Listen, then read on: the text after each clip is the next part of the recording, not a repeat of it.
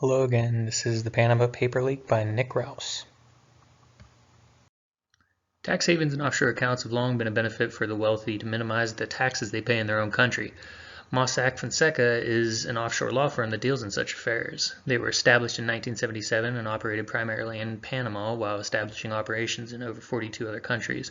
Marketed as the fourth biggest offshore law firm, Mossack Fonseca's area of expertise lies in wealth management services. The company serviced thousands of high-profile individuals ranging from world leaders to corporate elites.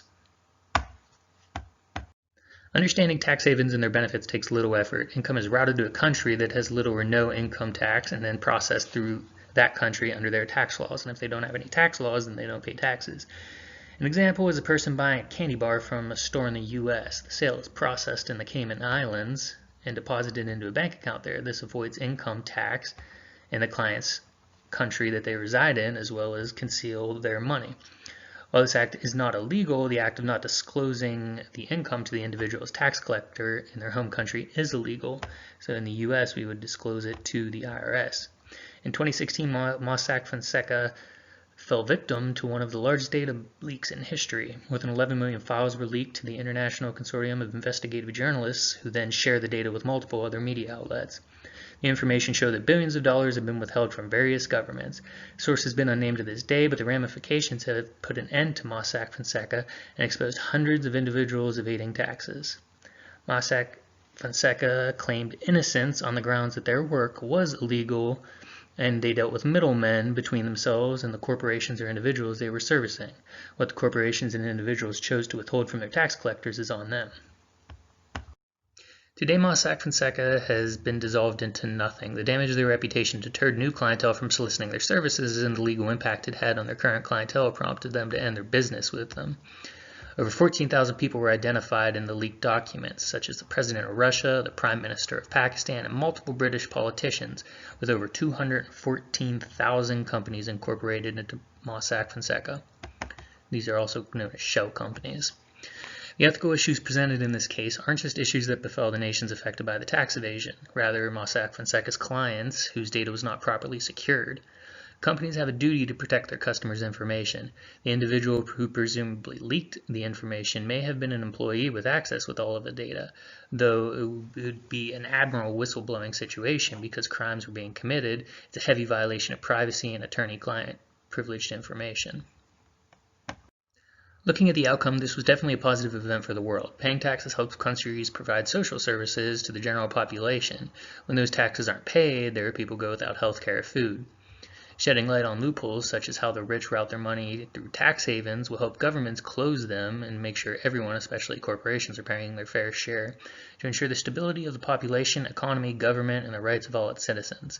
In regard to the effect it had on the corporate world, corporations are now under more scrutiny for paying their fair share of taxes. Companies like Amazon and Netflix have been highlighted in recent news for not paying their share of taxes while executives live lavish lifestyles. Corporate ethics have been heavily called into question over the last decade, and legal ramifications have seemed to become more tolerant of loophole exploitations.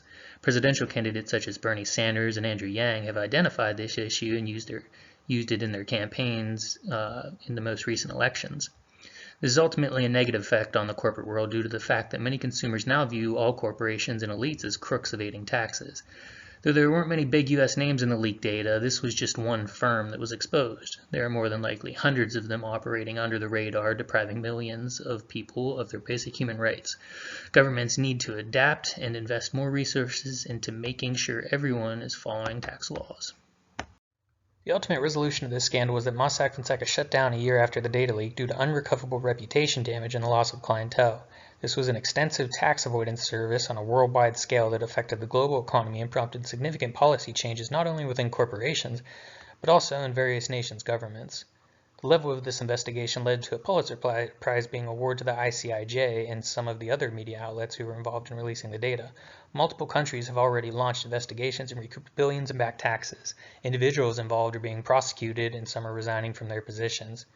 While the impact is quite significant, can we really put all the blame on Mossack Fonseca for facilitating such a complex tax avoidance scheme?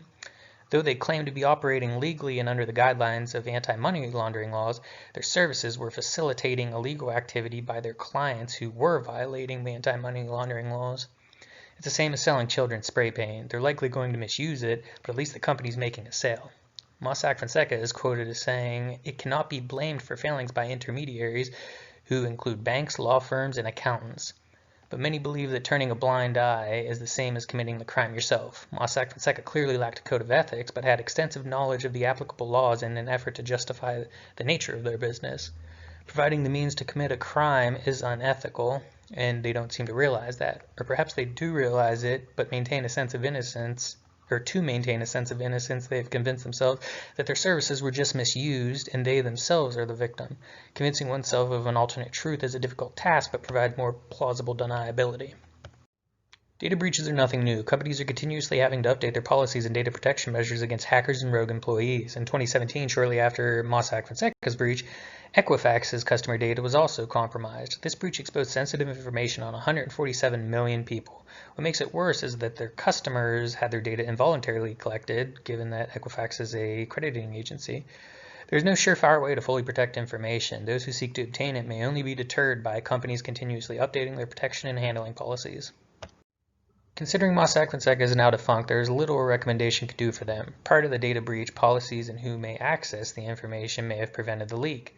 However, evidence shows that it was a remote attack, but this isn't to rule out that someone within the company who has knowledge of their inner workings of the system may have conducted it.